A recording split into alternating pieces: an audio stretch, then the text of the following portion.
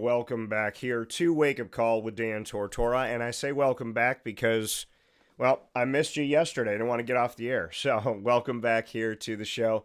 Happy to have you here. As you know, still a little bit under the weather, so I apologize that I may sound a little bit different, but happy to be here inside the Great Lakes Honda City studios. Great Lakes Honda City coming to you on 7140 Henry Clay Boulevard in Liverpool, New York. They're open for sales and service Monday through Saturday, and you can also go and visit them anytime online by going to GreatLakesHondaCity.com. We are up and down the East Coast, the Midwest, the West Coast, and all around the globe with you on YouTube.com and Facebook.com, both /WakeUpCallDT,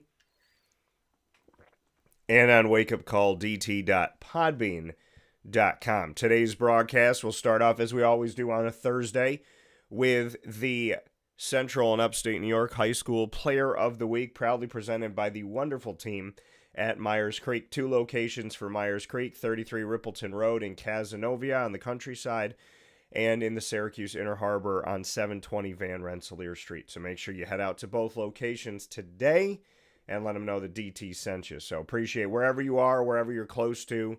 If you'd like to go out on the countryside, or if you want to go to the Syracuse Inner Harbor, Myers Creek is waiting for you. And speaking of waiting for you, in just about 15 minutes, we'll have an opportunity to speak with Ken Niumatalolo, who's going to be joining the broadcast here. A special presentation with the San Jose State Spartans head football coach, chronicling an entire career from where he started to where he is, and all of the things in between, and all of those stories that you may not know.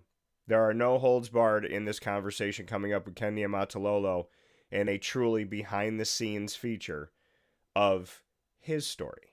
So very excited for that. Let's get it started with the Central and Upstate New York High School Player of the Week.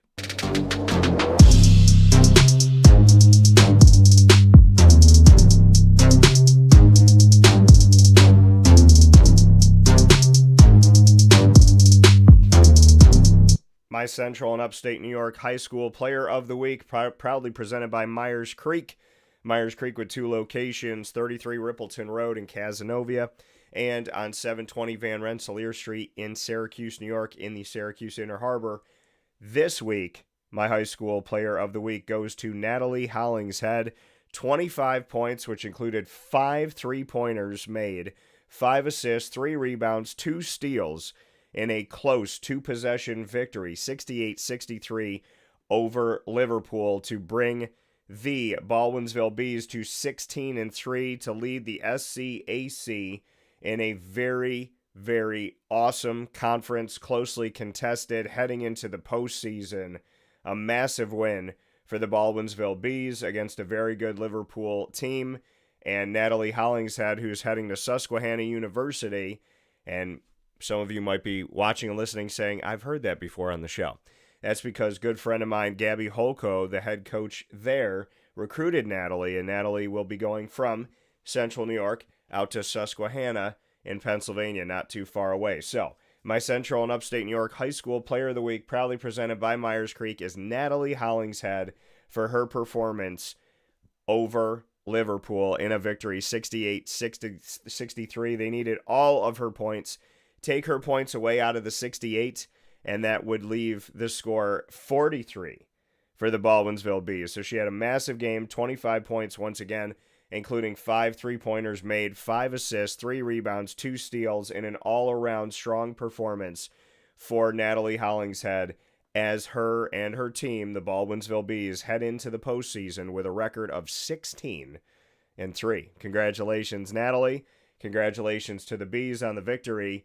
And thank you to all the work that you're doing out there, Natalie, and to your team to bring yourselves into a postseason after having such a strong regular season. This Baldwinsville Bees team, led by Kathy Morse, is doing a heck of a job, and I'm used to it. I'm used to seeing them be strong and get out there and do great things. And Natalie, you are our spotlight today. Central and Upstate New York High School Player of the Week, proudly presented by Myers Creek. Make sure you go out to Myers Creek today on the countryside on 33 Rippleton Road in Cazenovia, or you can go to 720 Van Rensselaer Street in Syracuse, New York, in the Syracuse Inner Harbor. Big time shout out to Natalie once again. We will take a step aside for a fast break, and when we come back, my special with Ken Niumatalolo inside the Great Lakes Honda City Studios is coming up for you right after this. And now a message from Myers Creek Brewing Company, with locations at their Cazenovia Farm Brewery, Syracuse Inner Harbor Tap Room, and soon-to-be Lake Placid Tap Room.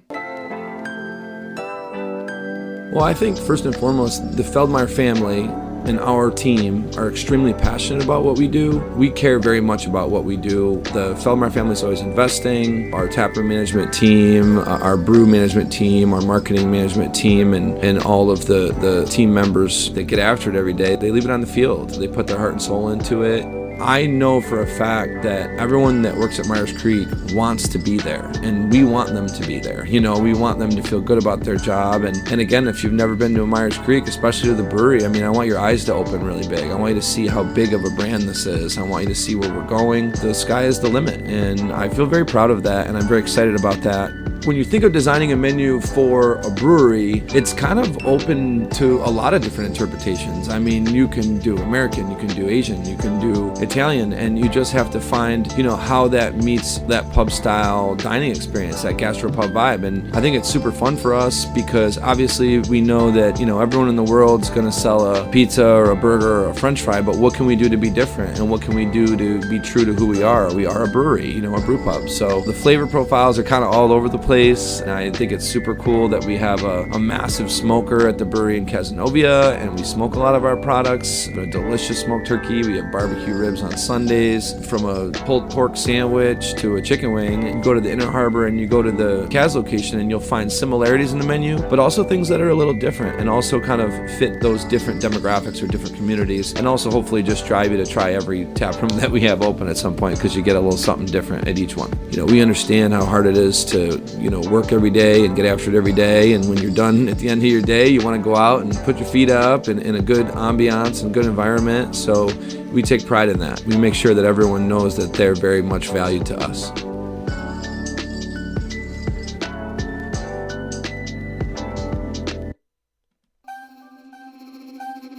This is Jim Dispenza, owner of Game Point Sports Complex.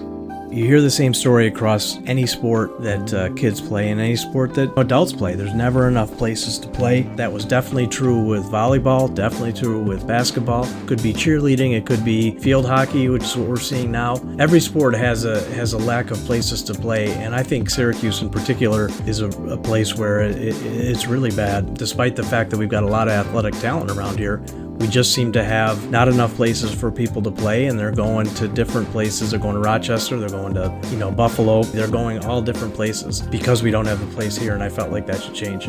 This was a long project from planning all the way through execution to opening the doors. A lot of work went into it, obviously, a lot of money, a lot of resources, and the dream always was kids being in the gym, having a good time. I've always felt like sports is the most unfiltered joy that you can observe with people, that people can experience, because it is fun, it is a sense of accomplishment, it's all of that wrapped into one thing. And so watching kids going up and down the court with big smiles on their faces has been just amazing experience. I'm looking forward to years to come of that same thing. We've taken the time to invest in multiple sports, and then what we're finding is the mere fact that we have a large, clean, well-lit space has opened a lot more doors for us beyond basketball, volleyball, pickleball. Now we're having some interest from cheerleading. We've got girls field hockey coming in, and then also there's quite a bit of room for spectators. We've got bleachers, we've got benches, we've got a concession lounge where people can get food and drinks. We're going to have multiple sports going at the same time, using every square inch of this place for what it was conceived for, which is basically people to come in, have a good time in the sport that they prefer. We manage each situation differently. Everybody has different ability to afford different things. Some are bringing 10, 15 people, some are just 2 people. I've had a lot of situations where it's a father shooting around with his son, it's a mother playing pickleball with her daughter or with her son, and in those situations come up and we work with people, and that's allowed us to have groups from 2 people up to 30 people and have some flexible pricing behind it. We're an organization that is here to work with the community community any way we can. And I guess part of it is just making sure that we have the flexibility to put together a plan that makes sense regardless of the size of your group. So in order to book time, the best option is to go to our website, gamepointsports-syr.com. You can click from there and sign up for events, sign up for your own particular training, sign up for birthday parties, all of that.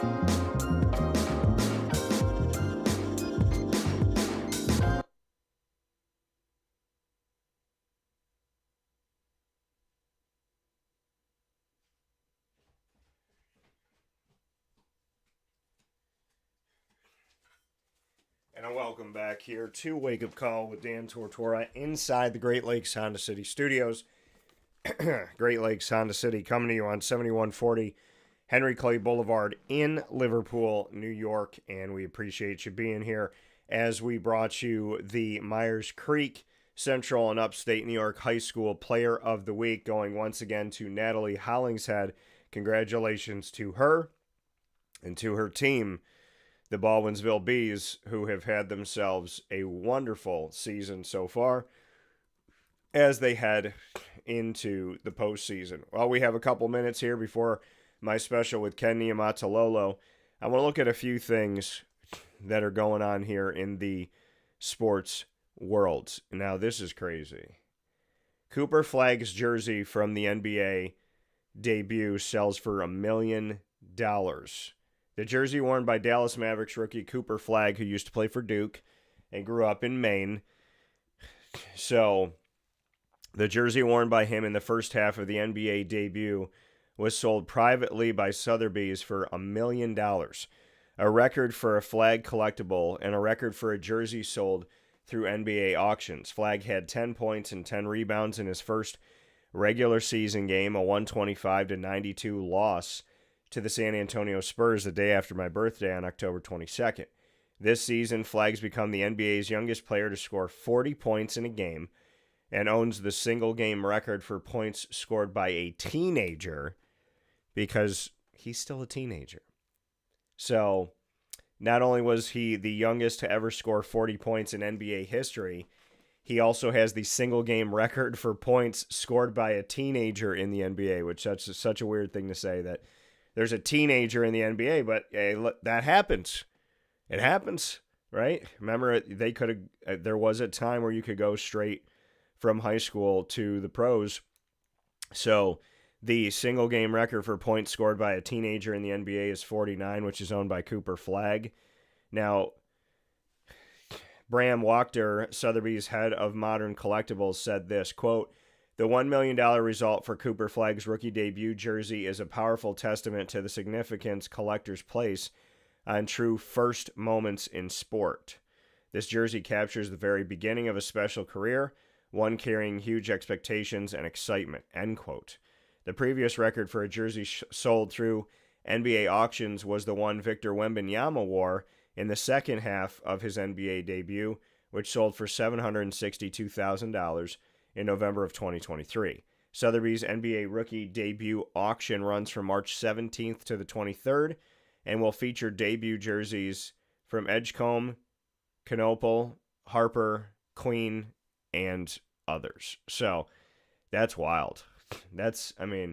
So Cooper Flagg's beat out Wembanyama's by over $200,000 even. That's just nuts. I did see this yesterday and said a prayer, and I suggest you all do as well. LaMelo Ball was uninjured after a car crash in Charlotte, and I know Charlotte pretty well. Spent a lot of years in Charlotte, North Carolina, going down there for a lot of different events concerning the ACC. So I do want to get into this for a second. LaMelo Ball, point guard of the Charlotte Hornets, was not injured after being involved in a two-car crash in downtown Charlotte yesterday, which is February 18th. So, a police report was not readily available. Ball appeared to be driving through an intersection when his camouflage-colored custom-made Hummer collided with another vehicle shortly before 5 p.m., according to video that was obtained by WSOC in TV in Charlotte. The station later posted video of Ball wearing an aqua-colored Hornets hoodie getting out of his truck and into another car before being driven away. So there's no information available on the person in the other car involved in the collision, although video showed that the driver calmly got out of the car and began walking toward Ball's truck. Video showed the left front tire of Ball's truck was missing. That was the video that I did see. So hopefully everything is okay, and will continue to be okay for everybody involved. So prayers go out to everyone there, and please be safe, as always, when you're out there doing anything, including driving your vehicle. Let's take a look at the NFL for a second here before we get into our conversation with Ken Niumatalolo. Kansas City was the most over the NFL's cap going into this 2026 offseason. They were in the cap by negative $50 million plus. So of the 32 NFL franchises, the ones that had to get it under control the most, the Kansas City Chiefs. Well, the Chiefs have restructured Patrick Mahomes' contract, creating much-needed salary cap space ahead of the 2026 season. The restructuring converted $54.45 million of Mahomes' 2026 salary into a signing bonus and lowers the star quarterback's cap number to $34.65. The Chiefs, who missed the playoffs in 2025 after reaching the Super Bowl in each of the past 3 seasons, created $43.65 million in cap space. It marks the 4th consecutive year that Kansas City has restructured Patrick Mahomes' contract. The Chiefs entered the offseason more than $57 million over the cap and still will need to make some more moves in order to get under this cap. But it helps. So yeah, almost $60 million over the cap, the worst in the NFL going into the offseason, but Kansas City has worked to do some things with it, which I believe last week I was talking to Papa Joe about cap space, so it's only fitting that a week later we discuss the fact that Kansas City has done something to try and make that cap a little bit better. We'll take a quick step aside here inside the Great Lakes Honda City Studios, and when we come back, Wake Up Call with Dan Tortora will bring you our special presentation featuring the one and only Ken Niumatalolo. Here's a message from Renee from Bryan's Landing, located on 6523 East Seneca Turnpike in Jamesville, New York. Open Tuesdays and Wednesdays for dinner, Thursday through Saturday for lunch and dinner, and Sundays for brunch. It's a lot like the way that my mom and dad ran their restaurant. We have put in place a lot of people that are family to us, very similar to how my dad hired people that were family to him. And then the tradition I'm carrying on is a lot of the items that are on our menu are my dad's. And he taught our chefs how to recreate his dishes. So I think that Tommy McInerney, who our executive chef is, to him it is an art. And I think that when he does create a dish, it's not just about making the food taste delicious, which is definitely our priority, but it's an art to him, and it's almost like his canvas on a plate where he just wants the colors to look great, and people love it because he takes pride in that. And Brian and I appreciate that. We want it to obviously look good and taste good. I will tell you, when we opened up, it was 6 weeks before COVID. And what was amazing was the community, our friends and family stepped up, and everybody did takeout. Everybody supported us. Our hearts were just so filled. So to Brian and I, obviously our friends come all the time, and we just have repeat customers in Jamesville, and I think people going to our previous restaurant in Green Lakes are making the trip to come to Bryan's Landing to support us. And I mean, I think we have great food and a great atmosphere. So it's very, very important to us. Head to Bryan's Landing, located on 6523 East Seneca Turnpike in Jamesville, New York, where memories have become recipes that are now meals to share with you. Tuesdays and Wednesdays for dinner, Thursday through Saturday for lunch and dinner, and on Sundays for brunch. And be sure to come out for live music Friday, Saturday, and Sunday.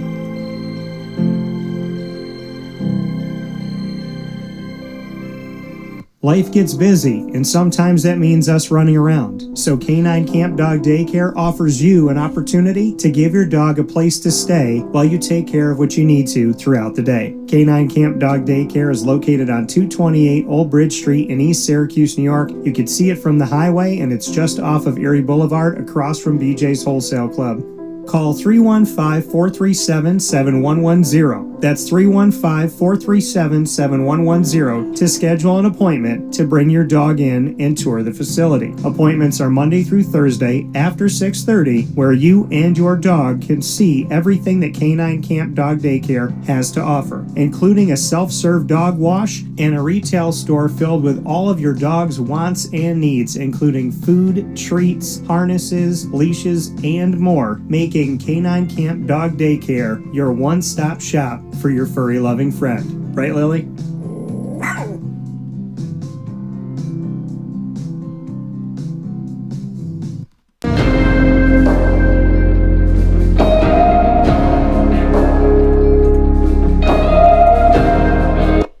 Welcome here to Wake Up Call with Dan Tortora inside the Great Lakes Honda City Studios. Great Lakes Honda City coming to you on 7140 Henry Clay Boulevard in Liverpool, New York. They're open for sales and service Monday through Saturday, and you can get a sneak peek of all their inventory by going to GreatLakesHondaCity.com. I am picture-in-picture for this Wake Up Call spotlight with one of my favorite human beings that I've met in the game.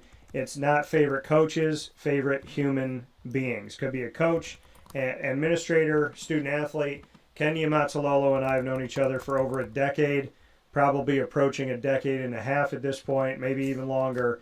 And I've been a big fan for a long time. He's your San Jose State head football coach, and we're taking a look at the new look Mountain West. And obviously, we're going to talk about sports, life, and the faith and everything that comes around this. So it's my honor and my privilege to have this gentleman here, and I'll be spending this entire spotlight being the lesser of the two on the screen. Ken, how we doing? Hey Dan, how you doing? Morning. Great to be with you. Happy to be with you as well. And Coach, I mean, we met when you were at Navy, and there was a lot of success when you were there. There's a lot of good things that happened, and there were opportunities that came about. You and I spoke very candidly about them on the air, and now here you are. We fast forward a little bit, and you've had a couple different stops, and you're here at San Jose. Bring me into when you kind of felt like, hey, it's time for a change of scenery, because we talked about it over the years at Navy, and it was like, hey, it's not the time, and obviously, there's been a few places that you've been. So how did you kind of discern the right moment to make a change? Well, I mean, I was, for many years, very happy then being there, and like I said, appreciate, our friendship over the years, and what you've done. Have a ton of respect for you. Thank you. And so, I loved my time there. Was there, raised my family there. Was there 25 years as a coach, 15 as a head coach, 10 as an assistant, and they were great years. Win or lose, the experiences I had there, the people that I met, the people that I worked with. Scott Strassmeyer, SID. And you set up a lot of interviews for you to meet with me. And so they're just great people there. The guys that I coach are just awesome young men. A lot of them are fathers and husbands now, having done this for so long. And the times I had some powerful opportunities, they were great jobs, a lot of money. But I was making good money at the Naval Academy. Money's never been the issue why I coached. This profession has gotten to a point where, coaches obviously make a lot of money, but that's not why I got into it. I didn't graduate, okay, what job makes the most money or whatever the case may be. It's just, in fact, at that time, coaches didn't make very much money at all. It was like a teaching job. And so, but when it was after the 22 season, we had a bad season. I got let go. I probably wouldn't have left then, to be honest with you. I probably would have stayed there. It's probably the only way I would have left. But it all worked out. My son's still there. I was working with Coach Newberry, who's still there. Coach New's doing an awesome job. But I'm a firm believer things happen the way they do for a reason. I'm a person of great faith, and after I left there, I was at UCLA for a year with my son Ali. After having coached my son Bob, I was still at Navy for 3 years. So those are 3 awesome years in Navy with him and his family. Then I had a year with my son Ali, who played at Utah and started coaching and was a graduate assistant there. So I was awesome that year being with Chip Kelly. And I didn't know what was going to happen after that. Yeah. And then, the San Jose State job opened up late in, 2023 and 2024 and early 2024. And I was able to get the job and been here going on my third season. Love it here. And so, yeah, that's kind of where I'm at right now. But yeah, I don't think I would have left. I mean, to answer your question, I mean, I would have stayed but like I said, I was there a long time. Very grateful for my time there and happy to be here.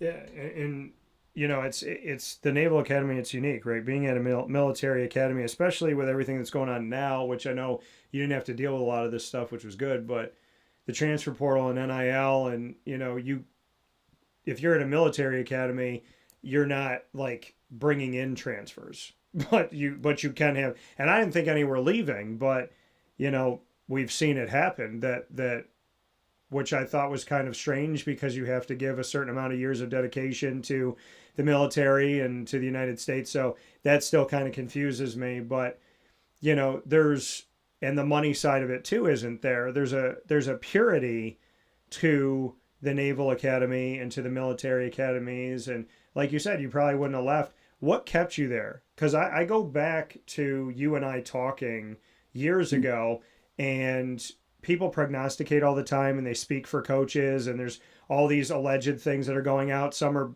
total lies. Some of them have some truth to them. But then like you and I spoke, and you were very, as you've always been with me, and I appreciate it and thank God for it. You've always been open, and you told me like, hey, you like this job. Yeah. Like this was there and this was, and I thought about going here, but you ultimately decided to stay. So there's something to be said about spending almost 2 decades in a place. What was it about the Naval Academy that just kept speaking to you? The biggest thing, Dan, for me, I was happy. I was content. I was happy. We loved living in Annapolis. My wife and I loved it there. We had a ton of friends outside of the Naval Academy, just living in Annapolis, the Arnold area. A lot of church friends who, being on the East Coast for so long, we were, thousands of miles away from family. They became our family. The people that in that community of Annapolis. So we loved living there. I loved coaching there. And so I was happy, and I saw other coaches in the time that I was there at the American. I don't want to go through names, but there are a ton of guys in my league that were ended up going to other Power 4 jobs. Yeah. And, I don't want to go through what happened to them through their careers or there, but I said, do I want to do that? Is it, and again, it was enticing because, there are Power 4 jobs, and the money was, there's a lot of money. But I thought I was happy. But I was happy. So those were my thoughts in it. But I can talk about this now because it's over. It doesn't matter. It's like a decade later. But, I went to Arizona, interviewed in person. So I was there and interviewed for Virginia and Maryland. In person. I talked to people. Yeah. A lot of these ones you start off first of all with phone calls, and then if things kind of escalate to the next one, they call your agent. Are you interested? Things like that, and then it can go on to the next phase of them flying you there. I don't want to talk to the school, but I interviewed at a Big Ten school. It was kind of interesting because you went to airport in a undisclosed area. You kind of slide up up the service elevator and kind of go. No, I didn't really go up the service elevator, but you kind of slip in and out of the room without anybody knowing, and they tell you, "Hey, meet me here at this time." So I interviewed at a Big Ten job. I interviewed for a Pac-12 job. I interviewed for Cal, and and so those are, I think, the jobs that I interviewed in person: Arizona, Cal, Maryland, Virginia. I actually went to BYU. Of those jobs I talk about, those are great opportunities. Yeah. I was interested, but not really interested. I don't know how to put this. I mean, I was intrigued. I want to hear what they had to see. And I think they're kind of in the same boat for me. Um, the one job I was definitely very interested in is BYU, and I same thing. I interviewed there at Provo, but things didn't work out. You know what I mean? And it worked out great for Kalani and for BYU's done an awesome job. But um, it just came down to the end where we both went in different directions. But like I said, it worked out for both of us, for them and for me. The one job I think, like I said, that was the closest job I think I was to taking BYU. Um, if things had worked out, we were so close. We were in contract talks. I mean, those kinds of things, and that. Yeah. But the pandemic year, and so those were the jobs that I actually interviewed. The things escalated past a phone call to your agent, or you're actually interviewing with people from their school. And so, and I would say maybe the interest level on my side and their side maybe got to, we're both interested. I don't know if it was to the final stage, because I don't think either one of us, maybe if I would have pursued it more, maybe that, I don't know.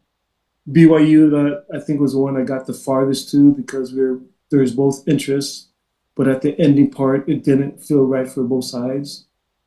Um, the one that I know if I would have got offered, I would have taken it, was Vanderbilt. So I interviewed at Vanderbilt, and we weren't having a great season, so it was kind of funny, So I don't want to say the year that I interviewed for, but interviewed for the job, and they had some questions on what's the offense going to look like. That's normally the thing that happens from, the three service academy coaches, because we're all option guys, and just like, okay, what's it going to look like there? And so people have their concerns about that. And I just remember telling their side, I don't want to say who, but just telling their people, like, when they asked me what's the offense going to look like, well, watch this week, and you see what you like, and see what you like. And we didn't do very good on offense. I think, we did horrible. So I never heard from them again. I guess, okay, that interview is over. I mean, but if we would have done well, and some of the prolific teams that we had, and we, yeah, man, I don't even know why I'm so open about. I'll just say, like, in 19, obviously we had a great team, went 11-2. Had some failures, but not as many that year. But the Vanderbilt job was after that. I mean, I think it was in 20.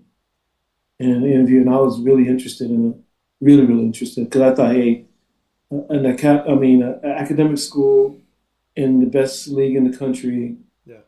I'd like a shot there.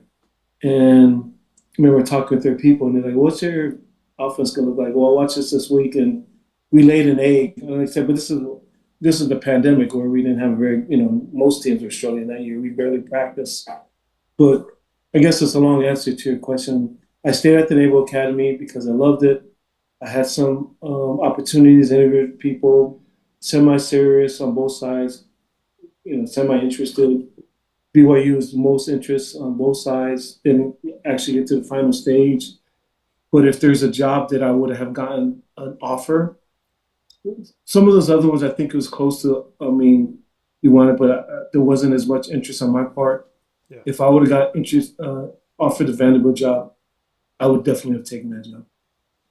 Yeah, and I appreciate you being candid, and like I said years ago, we talked about a lot of this stuff, and because I like to go to the person, to me, I don't want to, if it's not my source, I won't. How do I know if I can trust it? You know what I mean? And I like to go straight to the human being and say, where are we at? To me, I got to a point, there's coaches like yourself, and I get to a point where I'm saying, okay, we built this relationship, so I'm with them wherever they go. And I've stayed true to that with you. I don't, whatever logo you got, you're still Ken to me. you're still a coach I respect. You're still somebody that I value. And so, you know, there's places where people will pay attention to, oh, this is the coach at this school, and I don't care who's at this school. Like, I got to be around this school, where I'm more about the people than anything else. And, you know, you've brought me. What'd you say? No, I appreciate that, Dan. It just, You should. I was going to tell another funny story on it. Just Go ahead. so, yeah, like I said, I don't know what I'm saying about it. To be honest with you, I'm at a point in my career I don't care. I just say whatever. But I was close to pretty much thought the Arizona job I was going to get. You know, kind of left the interview that thinking I was going to, you know, that felt really good about it with the people that I talked to, and I think we were closing out some stuff. But then, you know, things had kind of leaked, and they had a quarterback there, and kind of mentioned some stuff, put some stuff on social media, like, you know, we don't want to run that, and, you know, type of offense, and so that kind of deterred some of the stuff, you know, as I talked again with them, that kind of soured, you know, I mean, some maybe they need to go different routes, which I get. Hey, I mean, you know, you got your star quarterback coming back, but it was interesting, like the next year, because he was talking about going to the league. The guy that played for us in 19, our quarterback, Malcolm Perry, he ended up going to the NFL. I mean, who would have thought of NFL? No, he went to go play. I mean, he got drafted to play receiver, and he was in the league for a couple of years. But it was kind of interesting because the comment was like, well, you know, I want to be able to go to the NFL. And he was right. The kid was right. I'm not taking anything with the kid. I mean, we're an option offense. Now, I wasn't going to run that if I went there. You know what I mean? But yeah. Then, I mean, but the tone had become so much that, because they're star guys, they're like, you know, probably they need to go a different route, which I get. That, you know, I'm a big man, I'm a big boy, and plus I was happy. Those are always the things, like, it's like, hey, I'm good, you know, like, hey, you know, we're probably going a different route. I'm good with that, you know, because like I said, some stuff had broke that I was coming, and their star quarterback had meant some words, but I just thought it was ironic. I stayed at the Naval Academy, and the guy that I played with, he ended up going to the NFL. You know what I mean? Yeah, well, yeah, it was more of a funny story than anything. Like I said, not a knock on a kid. The kid was looking out for himself, and you got to them. And Arizona made a choice for them. But yeah, there's things that always happen because, like I said, you always hear these things. And to be honest with you, a lot of that stuff, man, they're not true. Because when all of these jobs, I was like, my name wasn't, like, Arizona wasn't mentioned to the ending part. But some of those other jobs, people had no idea I was interviewing. You know what I mean? They had all these other people out there in the media, like, they're the guys getting interviewed. And I mean, where some of these schools, people are actually in my house. I mean, administrators are in my house talking, and nobody knew. You know what I mean? Just so, yeah, you can't believe all you hear and all that stuff. It's now the big ones, like, you know, Kiffins, and I said those stuff break out. They got, especially nowadays, they got people everywhere. So they see, you know, flight stuff when you get into, you know, somebody checked in at the Meier or whatever. You know, they do all that stuff. But for the majority part of it, the jobs that aren't the big ones where, you know, they don't have people tracking it, they're normally off anyway. You know, the reporting, and if there is some stuff being sent out by the school, they're trying to either gauge the interest of what the fan base will say, or they try to steer you somewhere else. They try to give you some off-base leads and send people elsewhere, or they try to, maybe there are some guys they're really interested in. If they bring their names up, and if the fans like it, then it's kind of the gauging point. Well, it's funny that you say that, because my hometown is Syracuse, New York. When they were looking for a coach a couple of years ago, somebody reports, and then another reports, and then another reports about this one guy. And I was like, he's never going to come here. Like, I don't know where the validity is, but this is not going to happen. Like, there's no way. If he got back into coaching, he's not coming to Syracuse, New York. And I was like ripped to shreds by total strangers because of what I said, which was genuine, which was like, there's I don't see any validity to this. I don't know any information of this. This doesn't make logical sense. But because somebody put it out to get clicks on their website, and then someone talks about it on the show to get people to watch, and it goes and it goes and it goes. And then you end up finding out after all that ridicule, all that hate mail, all that social media attack, the guy didn't even interview for the job. He was never on campus. And I look back at the world and I go, so where's my apology? You know, where is the, oh, Dan, my bad. But like, but see, and then there's other times, Ken, it's the other side where I will say, I know this person's coming. Like, I had a guy on my list for the Syracuse job. And I was like, this guy makes a lot of sense. He should definitely get a look. And it was like, you're the only guy that's got him on your list. You just made this list up. You're a nutcase. Come to find out, a few people interviewed for Syracuse's job in person, face to face. I was the only one that had him on my list. He was one of the only people that interviewed for the job. So it's like a lot of the times, to your point, what they say is happening what the majority says is happening sometimes never happen. And then what the few people like myself that won't put information out unless we actually believe it's real and factual and viable, because I don't like lying to people, will get pushed down. And then these other sensationalizations will be picked up where it's not true. And I'm thinking back to you talking about Maryland and Virginia and all this stuff. And I'm going, yeah, I never heard about you connected to Maryland or Virginia. Everybody was talking West Coast, UCLA. They were keeping you in California. So I just find it interesting that you and I have experienced that the truth is usually quiet and the lies are usually loud. Yeah, no, you're right. And normally, I mean, normally they're close on it, because normally it's, if you're doing well, you're probably one of the guys being mentioned, and there's some interest level. A lot of times maybe the big media reporters for colleges will get some stuff through their agents. Like, so the agents will put out to these, trying to get their name out. Hey, my guy is one of those guys, and so it's sometimes those reporting happening too. So it's a way that an agent can kind of keep his guys in the spotlight, and it's true, you know what I mean? And also, they build those relationships with those guys, whether it's, Adam or Bruce, or I'm trying to think of different guys, Feldman, just different guys, Adam Renberg and Hezl Dennis, you know what I mean? Just sometimes agents kind of go through them, and going Brendan, another one that they spend. But those are the guys that are in them, because the agents know, then they kind of, hey, my guy's up or whatever, and they call them, hey, and yeah, but this is, you and I have talked about a lot, but this is the most I ever talked about. I don't know what I've talked about. I guess I'm at a point, I've been doing this 18 years, and that was like, whatever, how many years ago, who cares? Yeah. Well, and it's also, you and I are relationship people, not transactional. So we've spent so many years together where you knew 13 years ago if you could trust me or not. So, there's so many places I want to go, but you mentioned Malcolm Perry, who I remember. I have this right off camera with me in my studio, and it's a 4-color patch autograph rookie card. It's numbered to 49 in the world. And I know when we talk about guys from the Naval Academy going to the NFL, I know that you can appreciate this gentleman. Can you see the name? Kenny Reynolds. Yeah. Another, yeah.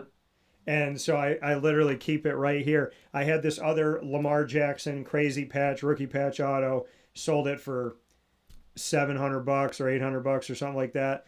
And I kept the Keenan Reynolds one. And I told people, I was like, that could be worth $1 million, could be worth $2. I covered Keenan Reynolds, and that's a card that reminds me that I don't ever want to hear somebody say the military academy can't make it in the NFL. Yeah. So, do you have any stories about Keenan? Because I just... Yeah, I mean... Yeah. I was just talking about somebody, like, we're talking about, like, all the... I was just talking to my sons, about different things, schematics, and we're talking about red zone stuff, quarterback runs. There are a lot of people in the red zone, even if you're a throwing team, whatever, quarterback runs a big part of it, because, it's an extra person, it's an extra gap, an extra person you got to account for in the red zone. And so we're just talking about all the different people that do quarterback follows and different types of, GT quarterback reads down there in the red zone, or G Suite reads. And I was telling myself, we did that we probably were the originators of that. Just back with Ricky Dobbs and different people, but Keenan was one of them. And I was explaining like, yeah, I mean, there's a reason Keenan has 88 touchdowns, the most of anybody that's ever played college football, rushing touchdowns. And I was explaining like, yeah, because down in the red zone, it's hard to account for the quarterback, in the run game. And, Keenan is the number one rushing quarterback, rushing touchdown leader or gainer in the history of college football. But the thing that's impressive about him then is like, I should have known early on he'd be special because he came to for his spring break, he came to our spring practice. At that time, I mean, seniors don't come to practice on their spring break. Their spring break, they go somewhere with their families or whatever. And he came to our practice, and I should have known then that this kid was going to be special. But when he went in against Notre Dame, his freshman year, we were getting killed, and he led us right down the field. Then also same thing with Penn State. He was a young quarterback, and same thing with, those are our first two games. I mean, we scheduled those two games, but it's a different point. But those, open up in Ireland against Notre Dame, and then we played Penn State at Penn State, and Keenan plays in both of those games and plays actually pretty well. And he's playing behind another quarterback. But then our next game, or our third game, was against Air Force. Our fourth game was against Air Force there. And he went in there when we were behind in the fourth quarter and led us to victory. And it's all she wrote. I mean, it was over. It was a done deal. The quarterback in front of him was a great young man. And he had to his credit, I mean, he had to go against Notre Dame and Penn State to start the season. I mean, that's a tall order for anybody. And we didn't do so well. But when Keenan played well in that game,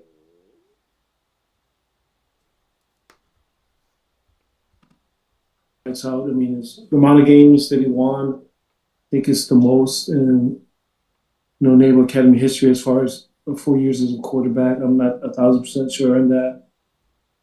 Beat Army 4 times, went to 4 straight bowl games. I think we had 3 Commander Chief trophies. I think when he was there, and beat Air Force 3 times. He's a phenomenal quarterback. Just did a great job. I think of anything.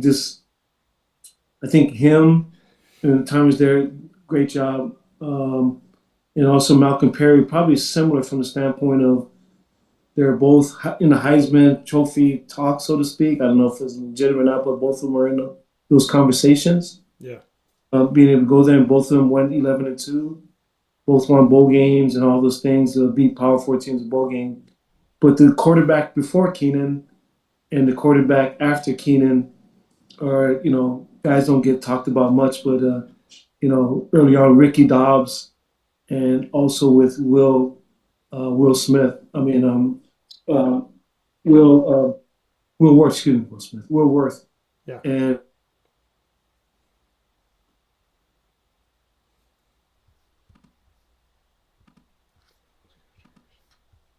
I guess I'm getting back to Keenan. I mean, Keenan and Malcolm accomplished everything that they could here at the Academy and were phenomenal. Yeah. But there are 2 quarterbacks also that had great careers here. But between Will and Ricky was the quarterback twice when we beat Notre Dame, and Will beat them once. So in that time, we beat them 3 times. And so, yeah, you talking about Keenan just brings up the litany of really good quarterbacks that we've had over the years. So there've been a ton in our time being there. Keipel was the first guy to beat them. And also this past year with Blake, the Naval Academy's had a really good quarterback. Blake's last 2 years, he's been phenomenal. 10 games, 11 games, beat, 2 bowl games over Power 4 teams. He's done a phenomenal job. So there's been some really good quarterbacks over the years at the Academy. And, those are some guys done awesome jobs with. Keenan was the truth. Yeah. And you bring up beating Notre Dame, which those are huge moments. And because Notre Dame will schedule military academies, and, that's a big opportunity for you as we go on this road to San Jose State. Right before we make that stop at San Jose State, we've talked about a lot of different things, but you hired Brian Newberry as your defensive coordinator. He took over, became head coach. I've gotten extremely close to Brian over the years, and I've gotten to talk with him. I've gotten to talk with you, but to kind of blend the two, what did you see in Brian Newberry, and what do you see in him now? Because I feel spoiled that, like, I didn't want you to leave the Naval Academy, but I'm really happy that he's doing well, but I'm also really happy that you're out here coaching and doing your thing, and I know that I believe in you both, no matter what a season is. I believe that, you're leader of men before anything else. So what can you say about Coach Newberry? Well, early on, we were a bend but don't break defense, and we played hard and tough. We had some really good coordinators. My first couple of years there with Buddy Green and Dale Pearson. And then, both of them, Buddy ended up retiring. Phenomenal man, great person. Same thing with Dale, really good coaches. Both of them were kind of probably at the stage I am at in my career, towards the end part of my career. Those guys are probably at that part. So as I was looking for somebody that I wanted to create some chaos. I wanted something unique. I wanted something defensively to first of all, it was really simple. I wanted to confuse, number one, the quarterback, and number two, the O-line. So I was looking for somebody who has an exotic defense, somebody could create issues for offensive coordinators and the quarterback. And so as I looked around different places and talked to different people, a lot of different things, his name came up. And even though he was at an FCS school, Kennesaw there, Brian Bohan, who was the head coach there, who I know, and they're, playing really good football. But, Brian Newberry is the head defensive coordinator, and I loved what they did. And so when I hired him, I don't know if I was the most popular choice when I did at the Naval Academy, because it wasn't, I didn't get somebody from the Big Ten or the SEC or anything like that. Yeah. But I was looking for a scheme and I loved the scheme. And when I interviewed him, it was over. Great person, phenomenal man. I knew schematically what I saw I loved, but when I interviewed him, it was a done deal because I just wanted to see what type of person he was. Yeah. And I knew he was elite. And the years that were there, he came in, like I said, came in 19, killed it. I mean, our defense, the stuff that he did, killed it, and he was phenomenal.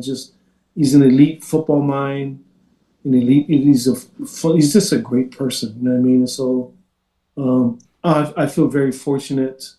Well, I'll give you, so I talked about, again, I'll talk about this because it doesn't matter.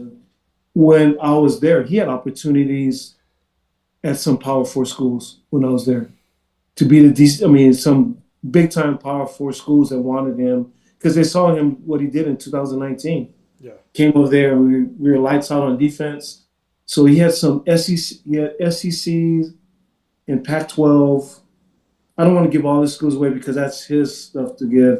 I talked about my schools, but that was me. Yeah. But I'll just say he had legit Power 4 opportunities and a ton of money on the table. And I just went back to Chet, Gladchuk, our AD, is like, man, we got to keep this guy. And this guy's, we got to do everything within our power. And to Chet's credit, we did some things to try to do some stuff financially to try to help him. We did all we could at the Naval Academy to keep him. I'll just tell you that. Yeah. We're not a Power 4 school, but for the type of, we did everything we could to keep him because I knew how good he was. And so for him to be hired after me, I'm super happy for him. And there wasn't anything like, people, sometimes people misconstrue things or whatever. Like, he was, undermining me or anything like that's not Newberry at all. He's a straight up person. He's a great person. All our down season has nothing to do but with me. I was the head coach. I need to take it on the chin. So, and for, Chet to hire him, it was a great hire, but I don't, obviously Chet didn't know him when he got there, yeah. But he was able to see what he did. But that's, happy for New. He's doing a great job. I'm happy that, he didn't have to keep my son, but my son's on the staff. And I'm grateful that my son's learning from him and learning from Coach Volker and the guys that are there. Actually, we text all the time. We communicate all the time. We don't talk as much. It's hard with head coaching schedules. Especially as on the East Coast, on the West Coast. But when they win games, I text him, and when something happened, he texts me and stuff like that. And so, yeah, our relationship, we're still good friends, and I couldn't be more happy for New and Cade and his family. He's got a wonderful family, but the Naval Academy is in good hands with him. Yeah, no, and I appreciate that, and I expect no less. Knowing the character and caliber of you both. Here with Ken Niumatalolo on Wake Up Call with Dan Tortora inside the Great Lakes Honda City Studios. Ken, you said that obviously your son's still at the Naval Academy, still working there at the football program. You got to work with your son before you parted ways with Navy, and you got to work with your other son, like you said, when you had this opportunity after Navy. You got to spend a year there. I mean, what have those experiences been like for you, for your family, to do something that is so undeniably and incredibly rare, which is cross paths with your own children in the profession that you both love? This game has been good to me. You know what I mean? Financially, it's blessed me more than I could ever imagine. As a young man, the game is that the relationships that I've gained and experienced in my lifetime have been awesome from this game. Feel very fortunate, in my coaching career that we've won a ton of games. And I always, I always say this because I think there are always feathers that, beating Notre Dame 3 times. You just really think at the Naval Academy, just with we beat Notre Dame. So those are monumental events. Been to, a ton of bowl games. Won a lot of games. But feel the second greatest accomplishment for me is the lives that I've been able to touch as far as coaches and players. Yeah. But the number one accomplishment for me is I've been able to coach with both of my sons. To be honest with you, I'm good, man. If I finish out my career here anymore, I'm not one of these guys look, okay, if I can get here and get a chance to go to the playoffs or, yeah, I always want to win. I want to win at the Naval Academy. I want to win now. Yeah. But it's, if something happens to me and my career's over, I'm at peace because the greatest thing, I got to coach with both of my sons.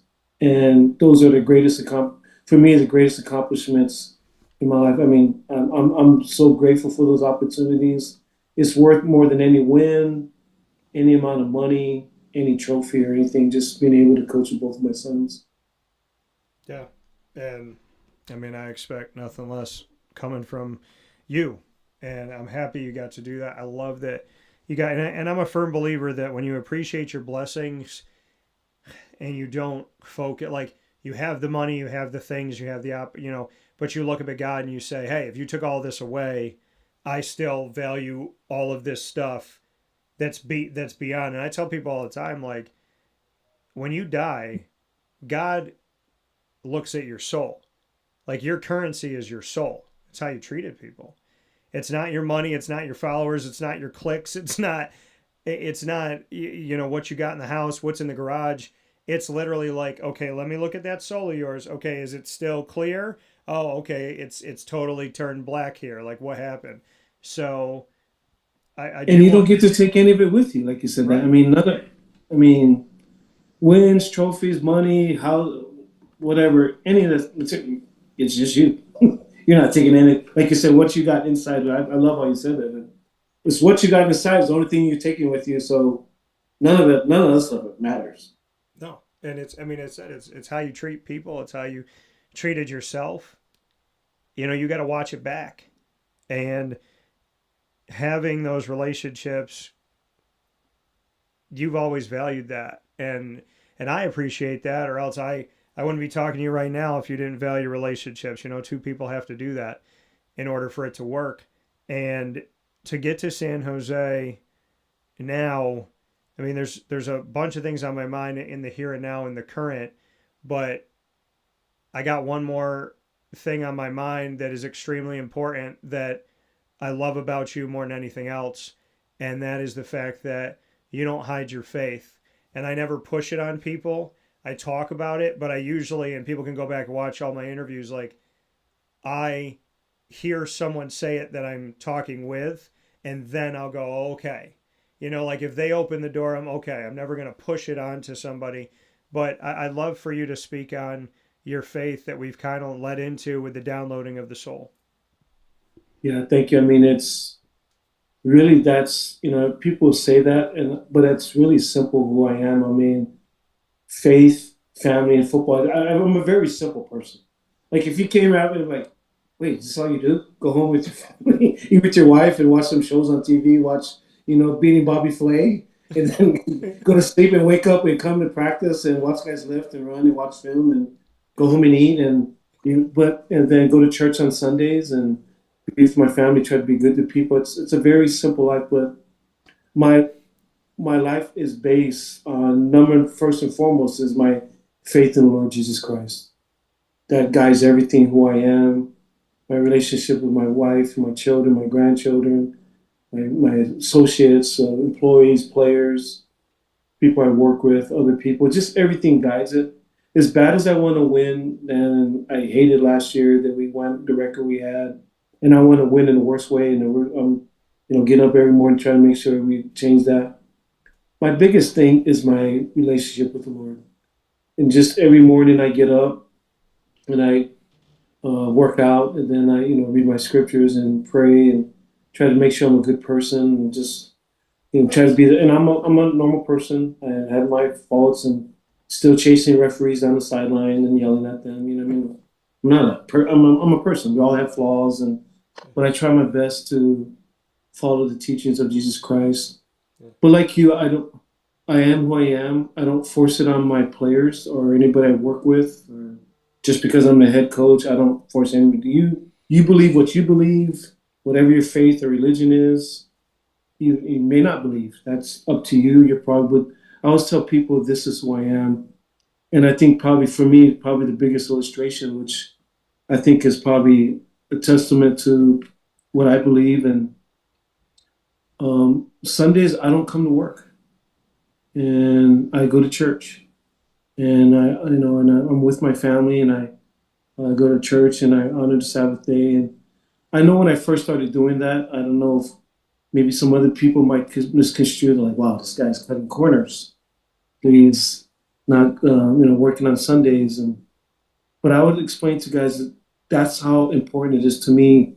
But this is the best way that I know that I can be a leader for our program at the Naval Academy. We're here at San Jose, wherever I'm at. I have to be the best version of me. And going to church on Sundays and be with my family and resetting myself. And I know that I'll be a much better leader and a better person when I come on Monday. More than anything that I could do, that's the thing that gives me the greatest strength. And I find that, this will be my 18th year of coaching. Yeah. It's won over 100 games. And I don't work on Sundays. And probably the most important day, Dan, in our profession, Sunday is the most important day, where you just finish your Saturday game and you're getting ready for the next game. And so that's how important that is to me.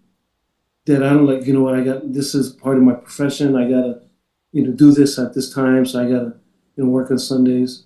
Now there's some times where we play on a Friday game where we have to practice because of, kind of what you're doing. But majority of the time, I'm not working on Sundays, recruiting and other stuff. And so that's always been my faith and kind of who I am that way. And like I said, I don't force it on people. I just tell people, you be who you are. I thought it was interesting watching the Super Bowl and just seeing Coach McDonald after. They asked him, like, hey, you got out of this for a little bit. What brought you back? And he said, God told me this is what I'm supposed to do, and I listened. And I thought that was super powerful, and I have a ton of respect for that guy from X's and O standpoint and kind of what he's accomplished. But you can see who he is, and I don't know the man very well, but you can see he's a man of principle, and Um, but everybody has their guidelines who are just like, I saw a thing where Signetti talked about he doesn't use all 15 days of spring recruiting, I mean, spring ball, or does he use all of his days in summer camp? Dan, I've never done that either. I mean, at the Naval Academy, we use 13 days. We'd use less days than a normal. At that time, it was 29. Now it's down to 25. I didn't use all days for the same reason that Coach Signetti talked about, except he's a way better coach than me. What that guy's done has been phenomenal. But I've always believed some of that stuff as far as the rest part. Yeah. But the spiritual part, like you said, that's my foundation. That's who I am. Yeah. And, I mean, like you said, you have to stay true to who you are, right? I'm not here to, I was never here to fit in a box, neither are you. And if the box is you played on Saturday, back in the office on Sunday, and you're like, well, I got to serve the Lord. Like, I got to go do this. I'm not going to be anything to anybody Monday through Saturday if I don't take care of Sunday. And I respect that. So you get to San Jose. You have this opportunity that's come a couple of years ago. And the implementation of a plan, right? Because at the Naval Academy, you're running that option. And like you said, when people are looking to hire you over the years, they're like, okay, well, what are you going to do here? What are you going to change and whatnot? How did you create the plan for San Jose and bring it to life? Because some people just think, like, if they see you or they saw Paul Johnson, they're like, option, this is what it is. And, this is all they do. I mean, growing up in Syracuse, when it comes to basketball, Jim Boeheim, 2-3 zone, he doesn't do anything else. I mean, that was the mentality. But you obviously are in a different chapter, and there's different things that come about. So how did you create and implement a plan that showed I am not defined by what I ran, I can do more things? Like, how did you show people Ken Niumatalolo has a few more tools in the tool chest? Well, first of all, it all starts with culture. And I just started with that, just like it did at Navy, just building a family. Like following Coach Johnson, I mean, I couldn't be Coach Johnson. Coach Johnson, I mean, he's a Hall of Fame coach.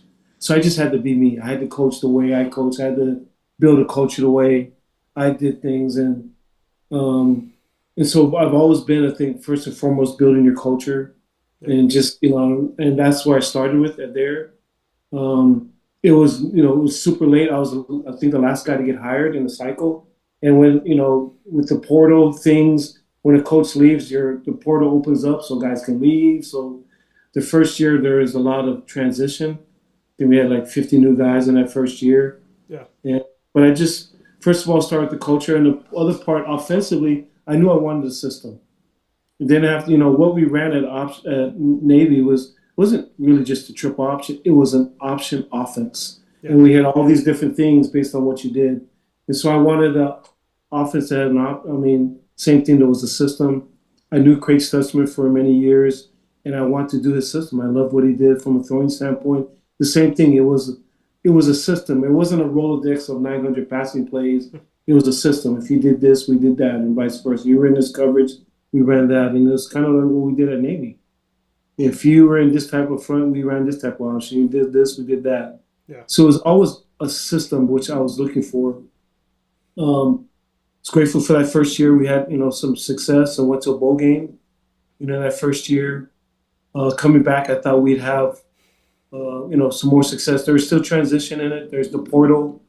There's the revenue sharing stuff, the NIL. Yeah.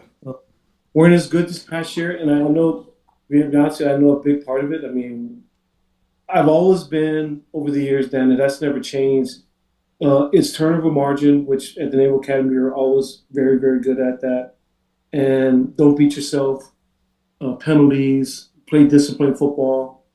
Don't give up explosive plays. That's kind of been something new. But last year, we were dead second to last in turnover margin, which you're not going to win a ton of games that way. Yeah. And we gave up too many explosives. So when I was at Chip Kelly, I learned that if you win the turnover battle and you win the explosive play battle, you give up less explosive plays than then you make, then you got a chance to win the game in the 90 percentile. The turnover margin, winning that stat alone, is a pretty powerful stat. Normally it's in the 75 to 80, kind of in that ballpark. I mean, you win a ton of games if you win the turnover margin. But when you win both of those, turnover and explosive, this past season, you win 91% of the games. And so we weren't very good at that this year. In fact, we were really bad. If we make 3 field goals, we go 6-6 and go to a bowl game. So that's all, the margin of error for us is very thin, just like it was at the Naval Academy. Yeah. Well, we just got to play cleaner. So the thing I know and learned at the Naval Academy, when you're not as talented as people, you got to play cleaner football. You can't beat yourself. You got to play discipline. So those are the things that I'm, trying to install here, which I feel good about this year. But we're starting afresh. But those are the kind of things you got to get established, than just culturally. Which the great thing still, which the service academies still do, is you still get to build from a freshman up, from a prep school up. So, you get to develop there. Yeah. It's a little different now with the transition of the portal. Like we got 20 guys who just got here. Some of these guys are recruiting because of the portal. You meet them one week and then the next week they're there on your campus. It's just crazy. The recruiting now is crazy. We lost quite a few really good players last year that ended up going to Power 4 school for in the hundreds of thousands of dollars. I mean, these guys they're making really good money, which is all good for them. But I guess the long answer to your question was establishing a culture, getting some offense and defensive system that this got some discipline to toughness, and that's what we're establishing right now. And yeah, that's what we're trying to do. Well, and the things that are in your control, right? Make the field goals, don't allow more explosive plays. And, turnovers, I always tell, if I see 3 or more turnovers by a team, 99.9% of the time they're not going to win the game. So, I mean, you look at the championship game in the NFL this year. What was the difference? Turnovers. You look at the college football playoff championship that I was on site for in Miami. What was the difference? One team turned the ball over, the other team didn't. It was a 1-possession game. So, and the game ended on a turnover. So, and Seattle had none this year, which in the playoffs, I thought that was a pretty powerful stat. The Seahawks had 0 in the playoffs turnovers. That's, I'm going to win. Yeah, it's wild. I mean, between Indiana and college and the Seattle Seahawks and the pros, it was wild protecting the football. Let me just say real quickly that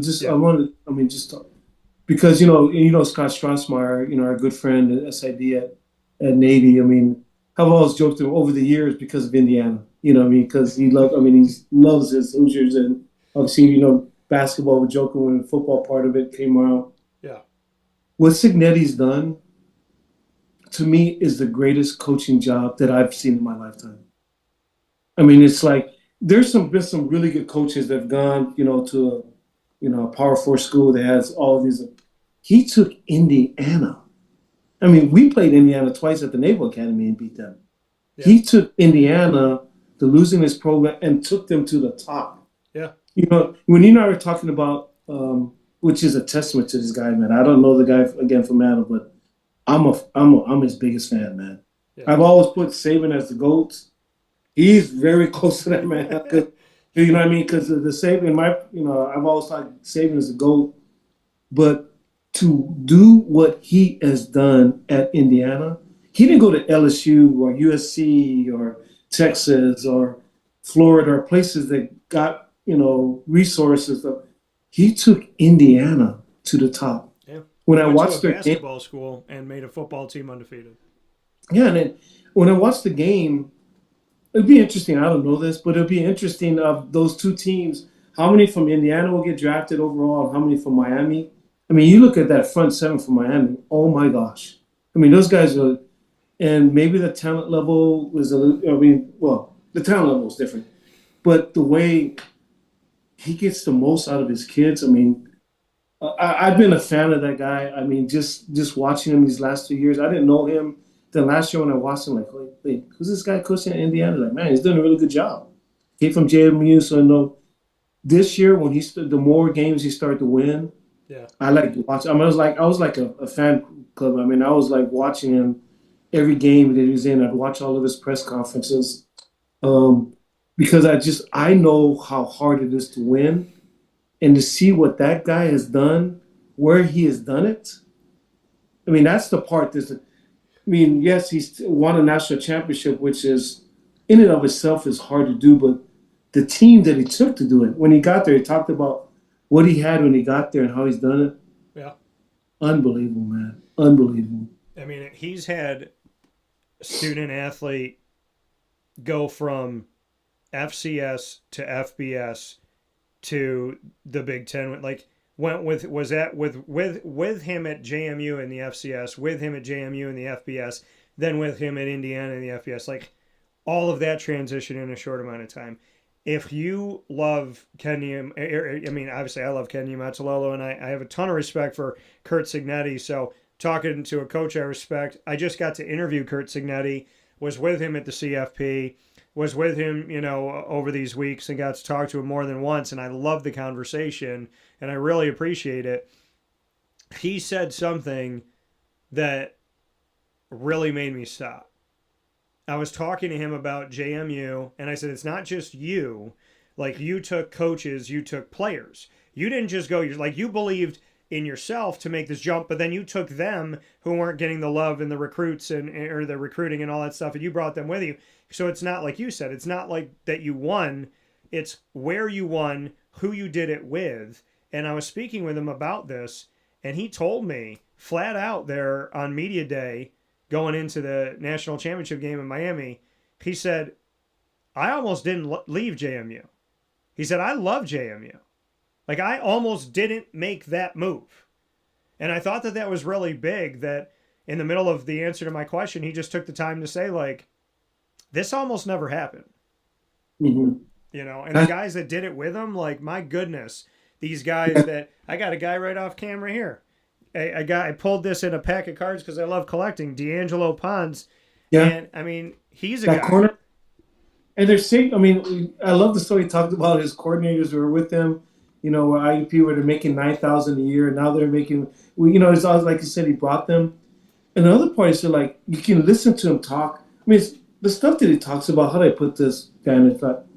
It's not revolutionary, but I think he's so meticulous. The stuff he talks about, the process and doing his detail. And there's stuff that all of us do. Yeah. I just think the way he does it and the way he demands, kind of like saving, like. But he's also been able to do the other parts of it. There's so many coaches now, game management. It's all analytics, and I don't think guys really think through stuff. They just kind of.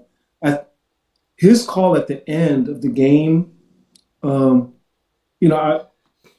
I've always looked at people game management. We had to do that a lot at the Naval Academy because our games were always close. You had to game manage. I didn't agree with him in this one. Those are the kind of things I do is when I watch game. I don't really care the teams. I just, kick it. Okay, go for it, whatever. All time out. And I was thinking, man, he needs to kick that. Just go up 7, go up 6, make them beat the touchdown. Like maybe, they've been having a hard time stopping him. Because I wonder where he'll go. Because it was at a really tough, not only the yardage, but also where is that? And the yardage is 4th and 5. Yeah. It's like, does he go for this? He goes, I don't know. Maybe he'll probably kick it, to go up 7. But he went for it, and he knew. Listened to him talk after. What a great call! Not only with the quarterback draw, but they kind of knew how they'd line up. They kind of expecting that, and they kind of got it. Some guys you see, like even in the NFL, I mean, there's some guys that are a lot of guys going for it on 4th and down, and maybe they should have kicked it, and it comes to hurt them later in the game. Yeah, I think game management is awesome too, but yeah, I don't know. I got on a tangent. It's kind of interesting, Dan, that you've interviewed him, but I become like his biggest fan, man. I hope to meet this dude because I have so much admiration for him because I've been doing this for 18 years. Yeah, and I know how hard it is, and I watched him what he did. I'm just like, my jaw drops, like, wow. How did they do that? I goes, man, I was just like, all I can do is this. The guys are going to. Well, and the thing, like, I mean, I was watching that drive, and so I was on the other side of Hard Rock Stadium. So where I was sitting, media-wise, we were in the Miami Stadium, and I was looking down. So 4th and 4 on that same drive, he goes for it. Then 4th and 5 on that drive, he goes for it. Now, I saw Mendoza get hit. By the way, talking about being people of faith, Mendoza doesn't hide this at all. So, and I love that. I see Mendoza get hit. I look down at my computer and I'm typing. And I'm going, okay, he's probably going down and da-da-da. I look up, I go, oh, wow, he's still up. Then I see him take the second hit, and I'm like, oh, okay, yeah, he's probably not getting in. Not that I don't believe in him. It was just the way the play looked. And so I'm typing, and then I was like, did he stay up? Like, there was those 2 moments watching it going, he had a 12-yard touchdown where he got hit multiple times, where he willed himself in, where he showed his strength and his, sheer willpower. It's not like he was out muscling these guys. He was just out willing these guys. And it was on 4th and 5, and he was like, give me 12. So, but again, after the game, I believe when I was sitting in that post-game press conference, it was like, Curt Cignetti has faith in his players, and his players know that. Like, you have to have faith. Like you said, you're saying, okay, kick it, but then he goes for it. You don't know if you necessarily agree with him, but now you got to think about this. It's a design quarterback draw.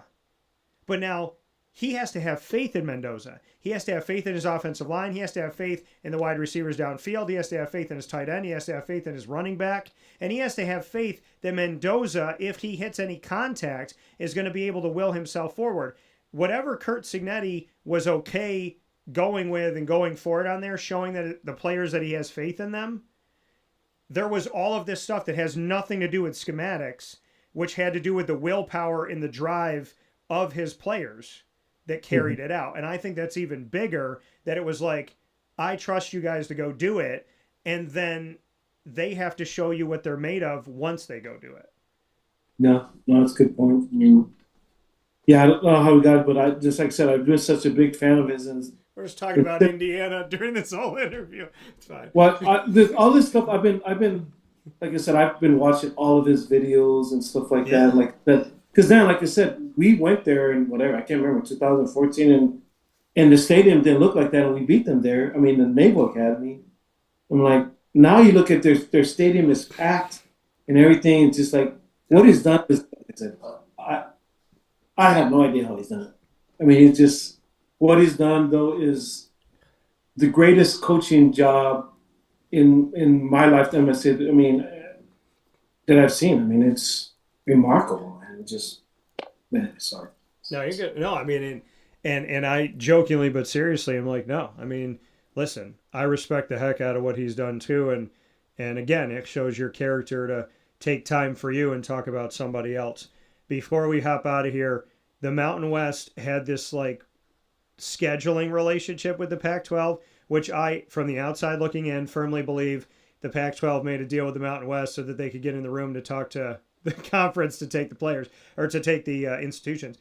I think they should be called Pac State, because there's not a single football team that's in the new Pac that doesn't end in state. And if you look at this, what you had this season, Boise State, now in the Pac-12. You had San Diego State, now in the Pac-12. Fresno State, now in the Pac-12. Utah State, now in the Pac-12. Colorado State is in the Pac-12. So here you are coaching, and you're coaching for the same program you had last year, but now the conference is going to look a little bit different as we look at how the Mountain West will be moving forward. And I put out a post about this actually recently, because the Mountain West had come out with their schedule, and you and I were talking about this off the air, and I was like, okay, so the Mountain West has a schedule. They announce it within the last couple of weeks, like literally very recently. And then North Dakota State says, hey, we're going to make the jump, and we're going to go from FCS to FBS. So when I look at the Mountain West now, I know that you're going to, have the likes of NIU that's going to be a part of this. But as we look at it here, Air Force is still there. Hawaii is still there. San Jose State, where you're coaching, is there. Nevada, New Mexico, UNLV. But we look in Wyoming, we look at UTEP, we look at NIU, and now we look at the addition that is going to even out this conference at 10 football squads with North Dakota State. What are your thoughts about the new look Mountain West? It's different. In the past, early on, I could have thought that, I mean, we had a chance to, all of us be together with the Oregon State and Washington State, just basically come together with what was the old Mountain West, but whatever, that broke up. And kind of where we're at now with this league, I like the additions that they made. Tough football schools. We all know North Dakota State, man. Those guys are the truth, man. They're. Yeah. How many national champions they won last 10 or 12? It's like they win like every year. They're fighting for it. Them or you see the Dakotas or somewhere from Montana's schools that are in there. But yeah, they've been a perennial champion for many years. So it's going to be tough. It'll be interesting. I think just more than anything, that be interesting. I think we're all excited, but I think the landscape of college football is going to change here soon. Saban used to always talk about it, early on, and I think he said this for years that the big schools would kind of break off and have a commissioner and whatever the 60 schools or Power 4 schools and everybody else. And I think I remember him saying that a while back, and at first like, that's not. I wonder if that would happen.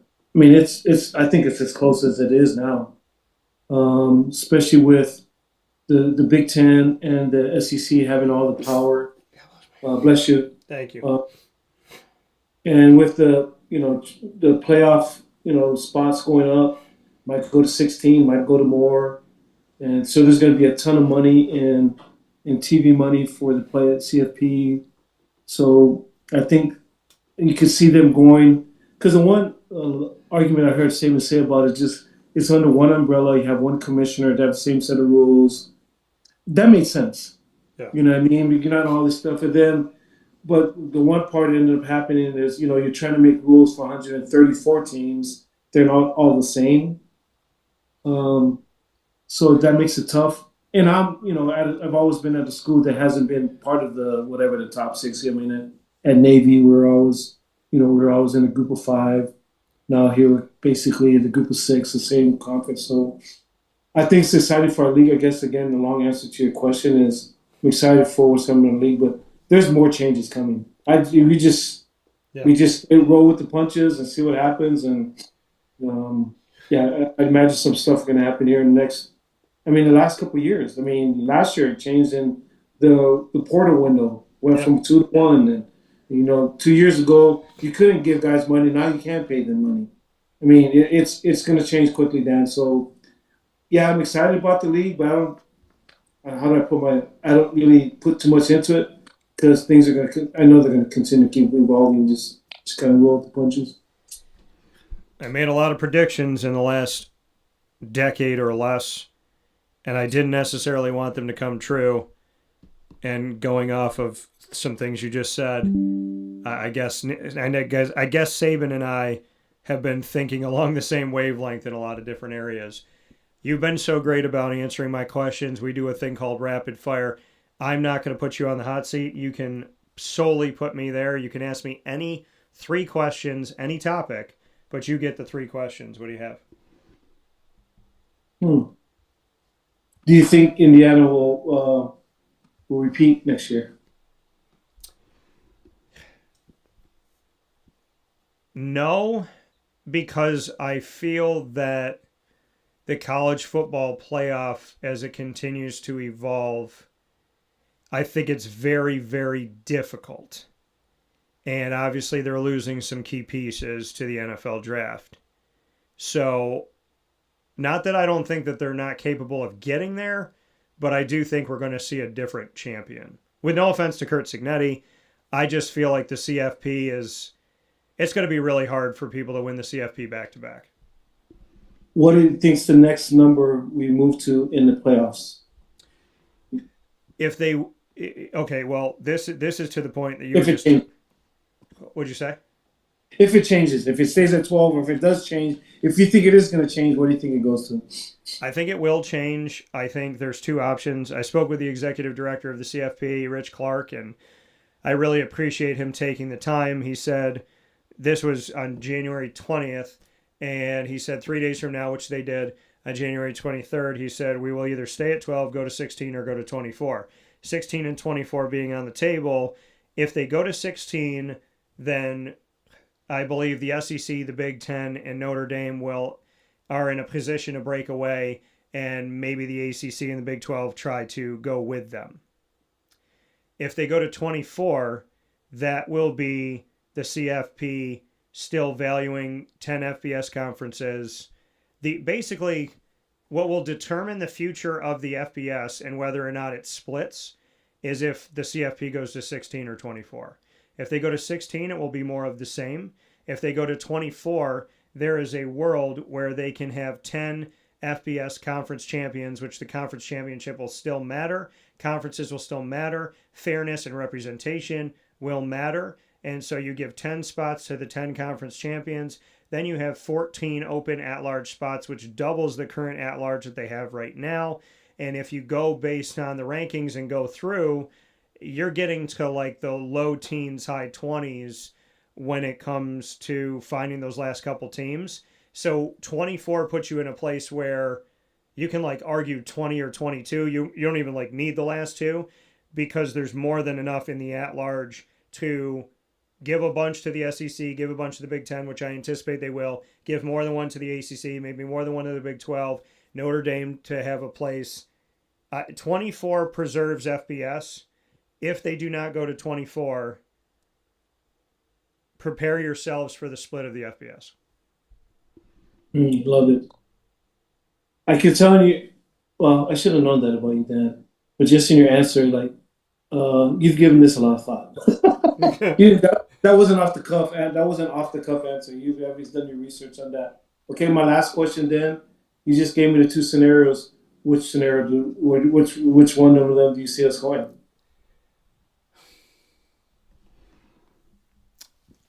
I want to see 24 because I have spent so much time covering the nation by the grace of God and only because of him that any of this has been possible, because I don't even know how these doors got open.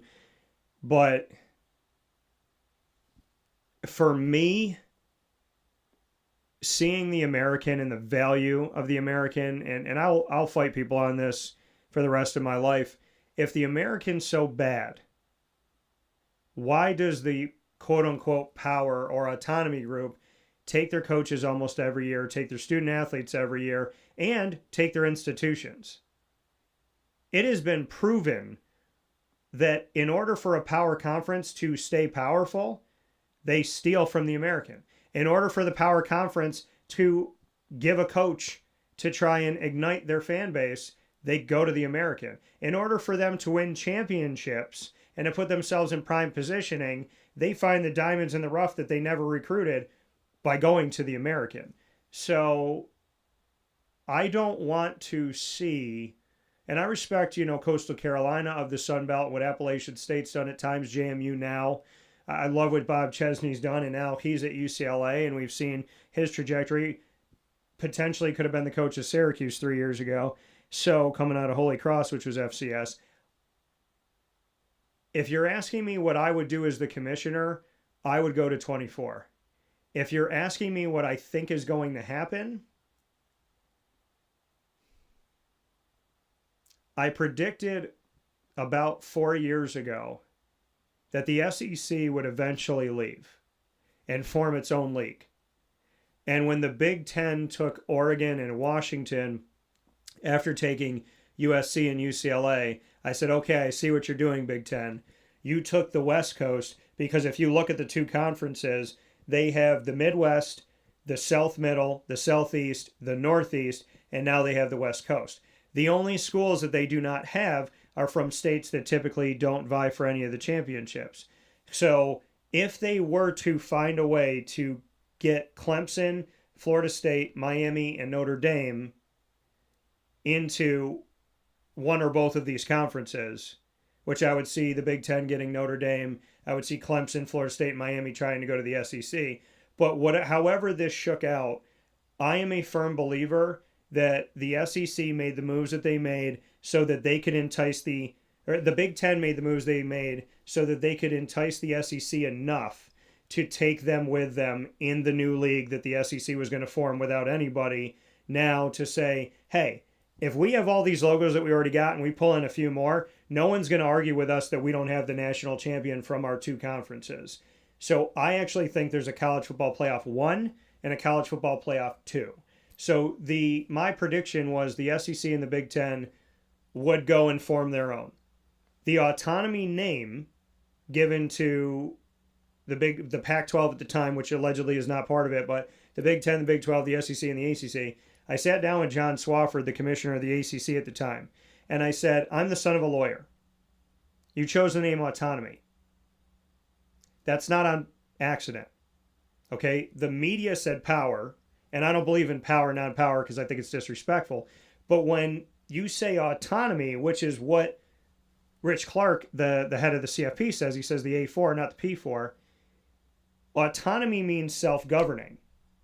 So what those conferences told the NCAA, in my opinion, was we will stay here under your umbrella as long as it fits us, but we are biding our time, and it's not an if, it's a when of the eventuality that we will go. And when we go, you'll die, which the NCAA is almost dead in my opinion, but you will die with us leaving. Now, I asked John, I said, have you sat with other commissioners and talked about breaking away? This was many years ago. And John said to me, it's not off the table, and it's not like we haven't discussed it or that we know about it. And I'm paraphrasing, he said, just not right now. So I don't know if the ACC and the Big 12 get carried into that, but I am a firm believer that the SEC and the Big 10, which if you break down the CFP, they said when everybody sits at the table, the 10 FBS conference commissioners and Notre Dame's athletic director, when they sit at a table, that the SEC and the Big 10 have more say. The SEC and the Big 10 are being pandered to in every stretch of the imagination. In the NCAA tournament, in the CFP, it's clear that you're kind of making an unfair system just to not lose them. And I think eventually they will. I think 16 is the road to see you later. I want to see 24. And when people say, well, there's going to be more class, how? The FCS ends before the CFP does, 2 weeks before, around January 5th. When they say you can't do 24 with scheduling and have a 12-game regular season, how? The FCS does it. It's the college football playoff can look at the FCS and say the model already exists for classes, for setting everything up, for conference champions, for at-large bids, and for making sure that we're done before the Super Bowl, actually a month before. So I don't know what everybody's worried about in that respect, acting like it's not already being done. But if you want me to tell you right now, feet to the fire, where I think it will be next, 16. Where I want it to be, 24. I am very concerned with, I think there's going to be 3 divisions in Division 1. I think it's going to be 1A, AA, AAA. I think FCS will be AAA. And I think the ACC and the Big 12 may go into the group of, because I don't know, especially if they lose a piece or two. The Big 12 has already lost their identifiers. Let's not forget that. But if the ACC loses their identifiers, they already cut off the head of the Big 12. If they cut off the head of the ACC, I don't see the SEC or the Big 10 allowing those conferences to go with them, autonomy or not. So I know it's a long-winded answer, but 16 is the death. 24 means that there's a chance we could still fix this thing. I love that. I love that discussion because I think about this and I've talked about it. So I used to be in the AFCA board for many years, representative of the American. I was the American representative. And I just used to go to those meetings early on, Dan, and I noticed early on, it's like whatever the SEC voted for, they got, or the Big Ten, they ruled. I mean, you had other conferences, but it was very evident at that point. It was SEC on top, and the Big Ten was behind. But in the last couple of years, we've kind of seen where the Big Ten now, they're some could say, if they pass them, they're probably on equal footing. And I agree with you. They make all the decisions, and they got strong leaders, very powerful leaders, and They're the people that are making all the decisions with the TV executives. We're making all the money, and that's where it drives everything. And but they're also smart businessmen. Also, I mean, obviously, this is me talking. I kind of feel like obviously TV producers want as much content as possible and eyeballs, Yeah. and so they'll try to get as many. But they recognize those two teams, those two conferences draw the most. Yeah. But those two conferences and their president and all those people are smart enough to know, like, hey, we control things and we want as much money. But the more mouths you have to feed, you know what I mean? People come from that, maybe they take Miami or different people or the best of the Big 10, Big 12. I don't know if they want to take them all because that's now your pie, whatever. Instead of you getting, well, I don't know what right now they make between 75 to 100 million. Those guys make a ton. But if you get where each school got 150 or whatever, 200 million, they say, yeah, we'll take that. But yeah, if we get more teams, but everybody's going to get 120 or 110, I'm like, okay, we don't want that. Let's just keep us, we don't want to have to break our pie up more and more and more. And so we recognize that. I mean, um, yeah, I guess it's interesting. I loved hearing you talk because, being in this profession, I've looked at it from afar too, and haven't been as, and I don't mean it right, but I just put that up. You're talking about, I believe in America. There's those 3 American trophies right there. I mean, I believe in the league. Yeah. I believe in the Mountain West. We're here, and you're probably right. And being in that league for many years, all of us had opportunities to go to other places. And most of the guys that I worked with went to other schools. I saw, like I talked. And my last year before I left, Houston, Cincinnati, UCF, those guys left. I mean, and out in BYU. And I remember talking to AD, hey, the league's changed now. It's but they just took, 3 powers out of this deal. Yeah. I thought they would take Tulane, or I thought they were going to take Memphis because Memphis has done a really good job, but they've been good all the time. Our league was tough. Coming in our league last year, having been in both leagues, I thought there was some good ball here, some really good ball coaches. Bronco Kane, Dan Mullen, Troy. I have known from him. Troy's a ball coach. Yeah. There's a lot of Coach Eds came from New Mexico. Timmy's done a nice job. I'm just rambling right now. But I think the rest of us, us, the Mountain West. I'm not even sure what the Pac-12. I don't even do the half-12 team, but whatever their conference is called, the American, the MAC, Conference USA, and stuff. Obviously, we're kind of the next group of conferences. We know. I think for you and I'll close by saying this. I think we both know the top 2. That's pretty clear. Yeah. The Big Ten and SEC, who they bring along with them. Who are the other guys?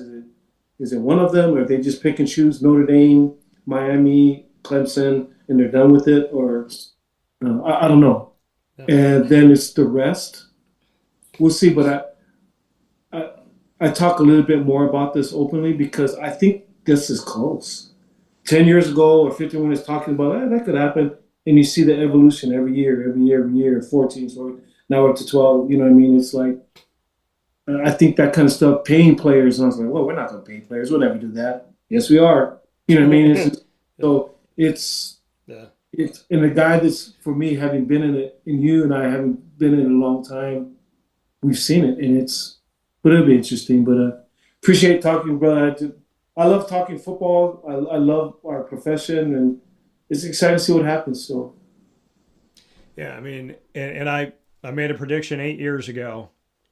I said on this show here on Wake Up Call, I said, the NCAA, if they continue going down the path that they're going and doing what they're doing the way that they're doing it, they will either be drastically different than we know them to be right now, or they won't exist at all. And I said 5 to 10 years from that moment. That was 8 years ago. And unfortunately, that prediction, the big one, has been proven correct. Then I started talking SEC, and then the Big Ten and the autonomy, and then all this other stuff and questions about NIL. And I wrote an article about the NCAA a couple of years ago, and I said, I ended it with, if we don't put a fence around the barn, we'll be chasing the horses every night. And that's where it feels like we are right now. Ken Niumatalolo, one of my favorite people I've ever met in this profession. and just appreciate him so very much. We'll see what this looks like, and we'll see what this becomes. And I hope that the Pac-12 takes my idea and gives me money for it, which is Pac State, because you know that that's what it is. And obviously we'll look forward to the Mountain West coming up this season, and of course what San Jose State does with these Spartans and their head coach, Ken Niumatalolo. Ken, I can't thank you enough for the transparency, the candidness, the kindness, and just, I mean, one thing, and I always pay attention to this, that you do is, and it means the world to me, is I always try to say the name and build that relationship and say Ken, and you know, make sure I do that. And it's few and far between that someone who people are going to talk to and reaching out to all the time takes the time to know who they're talking to and say it back. You have always said my name in responses to my questions for years. And I just want to tell you that something that may be subtle or not even on your mind that you do, it shows your character, and it means a lot to me. All right, my brother. Always great talking to you, Dan. Be safe, my brother. You too. Take care.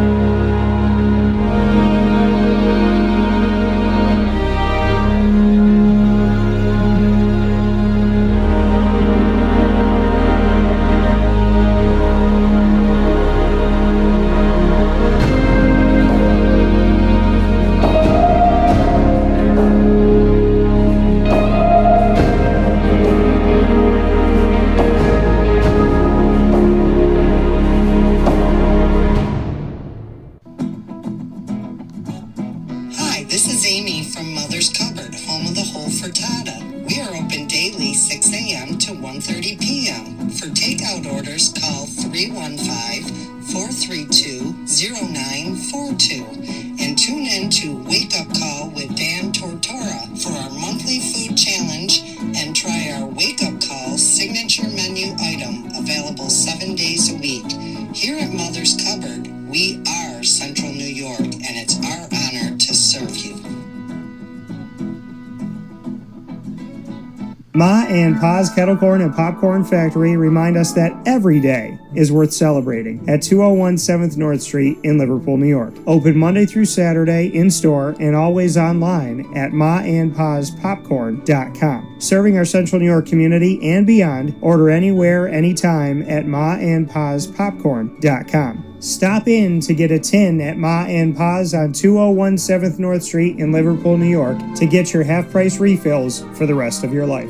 Come to Ma and Pa's for your holiday gift giving for family, friends, employees, and clients. And remember, for fundraising and events, to call 315-450-6272. That's 315-450-6272. Ma and Pa's Kettle Corn and Popcorn Factory. How corny are you?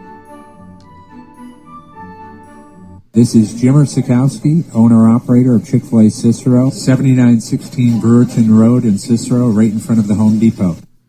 I had a deep feeling that God wanted me to do something bigger with my life and to help people, help others. I kept putting Chick-fil-A in my life, and I realized as I was going through the franchise selection process that positively impacting the lives of others was really core to what we do here at Chick-fil-A. First of all, it starts with the food. The food is brought in fresh daily. We bring in local produce.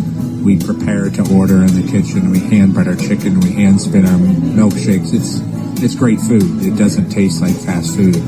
I think the second thing is the way people feel when they come in a Chick-fil-A restaurant. It's different. We try to treat people with intentional kindness here, which is very different and deeper than good customer service. And so I think it feels remarkable for most people to come in a Chick-fil-A restaurant.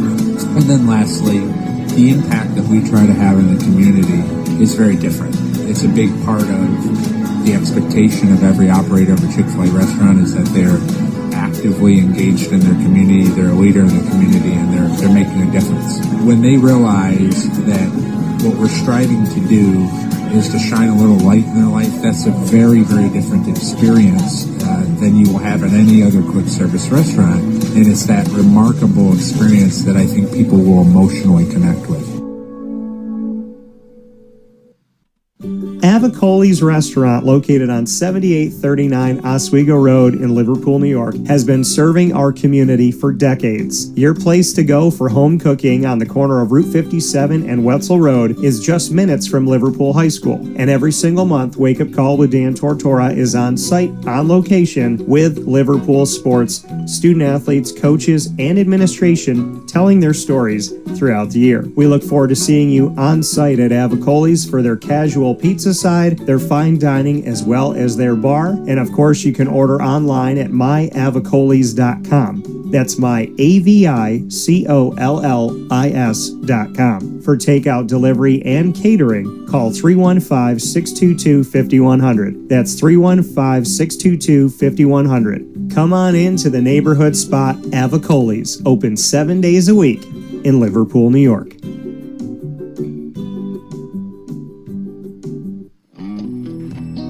K9 Campground Dog Boarding is your home away from home for your furry-loving friends. Open 7 days a week with drop-off and pickup times in the morning and later on in the day and early evening. K9 Campground Dog Boarding is the spot to trust with your dog for short and long-term stays. Call 315-299-4013 for more information. That's 315-299-4013, and go to k9campground.com as well. That's K9,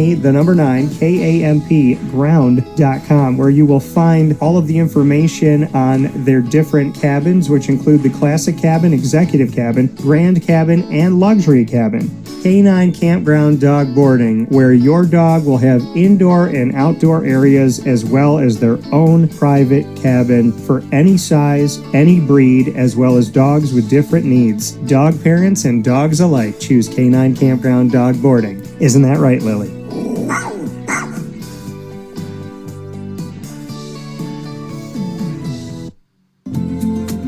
Looking for your next ride? Look no further than Great Lakes Honda City, located on 7140 Henry Clay Boulevard in Liverpool, New York. Serving our community for decades, their new and pre-owned vast array of vehicles are available to you Monday through Saturday on site.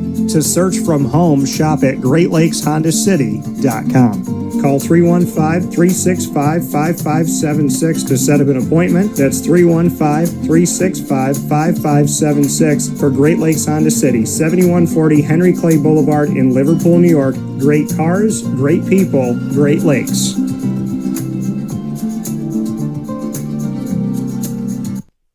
Carvel DeWitt, it's what happy tastes like. Do you know why? Because we make ice cream. Creamy, rich, flavorful ice cream. Not yogurt or iced milk like some of our competitors. Ice cream.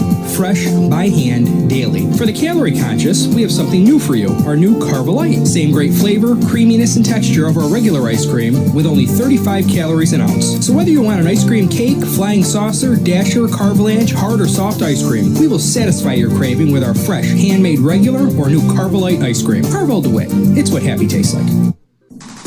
The Wildcat Sports Pub in Camillus, New York is located on 3680 Milton Avenue in the Home Depot Plaza. It is your family-friendly sports bar and restaurant. Folks, some sports bars aren't family-friendly. Some family-friendly restaurants are not sports bars. The Wildcat Sports Pub in Camillus, New York is proud to be both. It is that marriage that you've been looking for years. The Wildcat Sports Pub is your home base for your sports bar and restaurant needs, games for the kids, indoor and outdoor activities, and enough things on the menu to come back every single week and get to try something new. They're open Sundays from noon to 8 p.m., Monday through Wednesday, 11 a.m. to 11 p.m., and Thursday through Saturday from 11 a.m. to midnight. For reservations and party information, call 315-487-2222 for the Wildcat family-friendly sports pub and restaurant.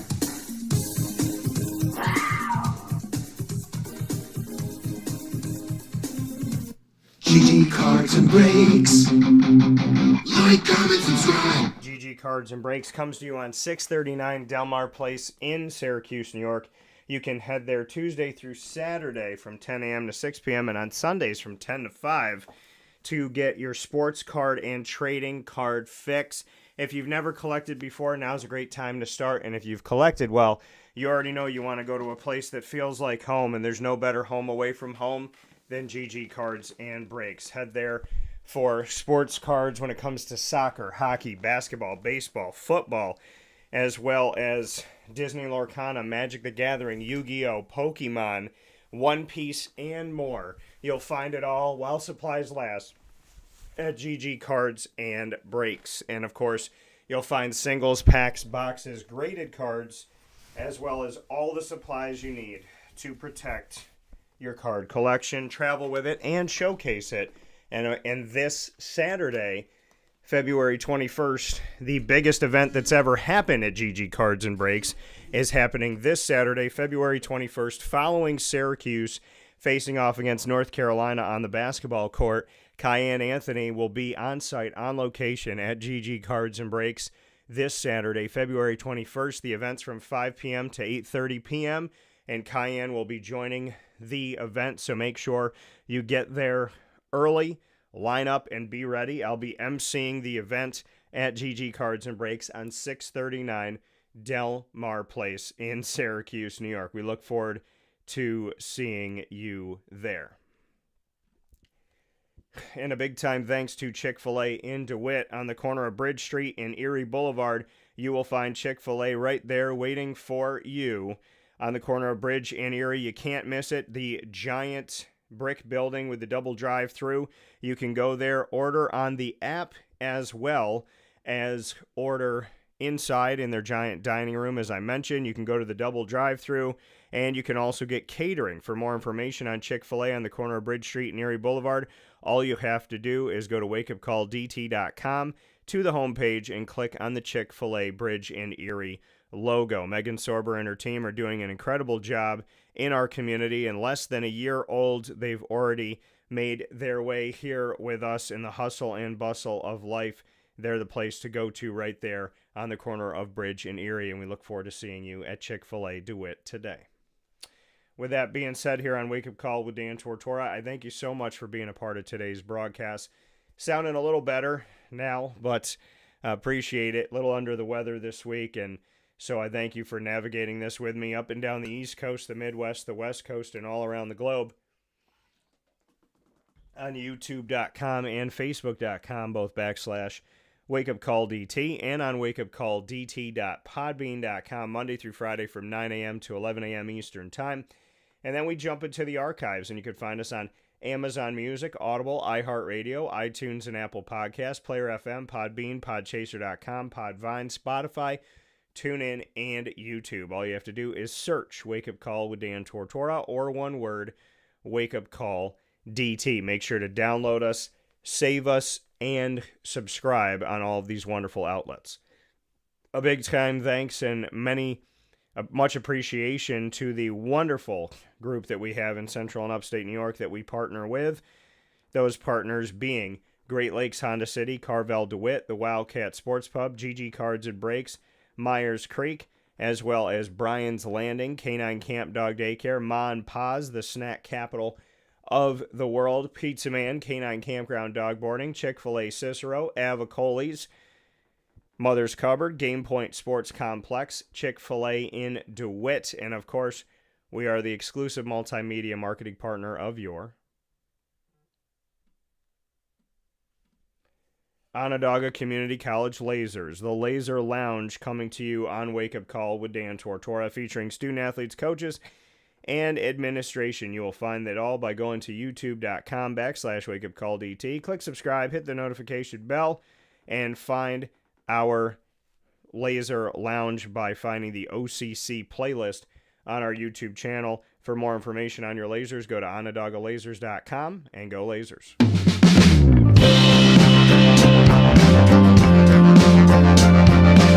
Wake Up Call with Dan Tortora is the exclusive multimedia marketing partner of your Binghamton University Bearcats. Find the Bearcats every Tuesday during Bearcat time here on Wake Up Call with Dan Tortora, with student athletes, coaches, administration, and alumni joining the show throughout the year. You will find so many amazing stories from amazing people that make up the greater Bearcat family amongst all of their sports. To find all of our content, go to youtube.com/wakeupcalldt, click subscribe, hit the notification bell, and find our Binghamton playlist. The Bearcats are also on wakeupcalldt.com's homepage and underneath the exclusive partners tab. For more information, go to binghamtonbearcats.com and go Bearcats. I want to thank you for tuning in today. I want to shout out once again Natalie Hollingshead for being our Player of the Week in our Central and Upstate New York High School Player of the Week, proudly presented exclusively by Myers Creek. Shout out to Natalie Hollingshead and shout out to Myers Creek. Head off to see them on 720 Van Rensselaer Street in Syracuse, New York, in the Inner Harbor. And, of course, you could see them on the countryside on 33 Rippleton Road at the brewery out there in Cazenovia. Many thanks as well to Ken Niumatalolo for that behind the scenes. Spending, how many places can you go where you're spending an hour and a half sit down with a head coach and getting to talk with them about so many different things, faith, life, family, getting into, there's a lot of things he shared today that you probably never knew he interviewed for this job or talked to this school or thought about this place. And I thank him for being so open, honest, and always candid here on Wake Up Call. And I think that speaks to our relationship, which I value so very much with Ken Niumatalolo. So, San Jose State, God bless to you this season, and to Ken Niumatalolo and the Niumatalolo family, God bless to you all. Myers Creek, thank you for the Player of the Week. Shout out to Natalie Hollingshead. Thank you to Ken Niumatalolo. Thank you to you inside these Great Lakes Honda City studios. Find us on Facebook at Wake Up Call DT, X at Call DT, and Instagram at Wake Up Call _DT. Don't forget, Tops Rip Night this Saturday, February 21st. I will be on site, on location at GG Cards and Breaks for the biggest event that they've ever done, on site, on location at 639 Delmar Place in Syracuse, New York. That event is the Tops Rip Night featuring Syracuse Orange guard Cayenne Anthony and the son of Syracuse Orange national champion Carmelo Anthony. So very excited to have Cayenne on site, on location. I'll be emceeing the event. The event starts Saturday, February 21st at 5 p.m., and it'll run through 8:30. There's going to be plenty of giveaways, food, and, of course, an opportunity to be around Cayenne Anthony, which I'm very excited to share with Syracuse Central and Upstate New York and everybody that travels in. So we will see you on site. Get there early to GG Cards and Breaks this Saturday, February 21st. The event starts at 5 p.m., and we will be featuring special guest Cayenne Anthony, thanks to the incredible opportunity from Tops, and of course to the hard work, dedication, and determination of Josh Gideon, Anthony Campbell, and the entire team at GG Cards and Breaks. Have a beautiful day. We'll talk with you soon. And as always, God bless. No stress. Do your best. Take care.